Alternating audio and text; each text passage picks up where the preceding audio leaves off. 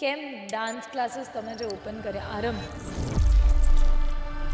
તો એમાં ગરબા જ કેમ? ગરબા જ કેમ એનું મેઇન રીઝન એ છે, દરેક એરિયામાં વેસ્ટર્ન ડાન્સ ક્લાસીસ એટલા બધા છે. તમે બહુ જ બધા કિસ્સામાં તમારા ફોકની જર્ની વિશે વાત કરી. એ જર્ની શું છે? સો જ્યારે બટ ના with time for some fun elements. Garba, Aditya Gadhvi, Dodhiyu, Aarambh, Popatiyu my students, કે ફોક ડાન્સ અને ગરબા વચ્ચેનો અંતર શું છે?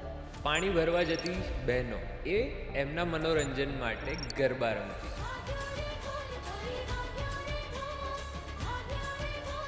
તો એને પ્રાચીન ગરબા કહેવાય, જૂનું અને જાણીતું એટલે આપણું ફોક.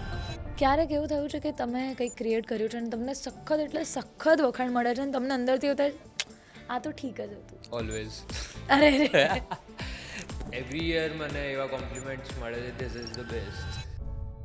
પણ તમારી લાઈફમાં તમારા સ્ટુડન્ટ્સનો રોલ કેટલો ઇમ્પોર્ટન્ટ છે? સ્ટુડન્ટ્સ વગર ટીચરનો કોઈ રોલ જ નથી.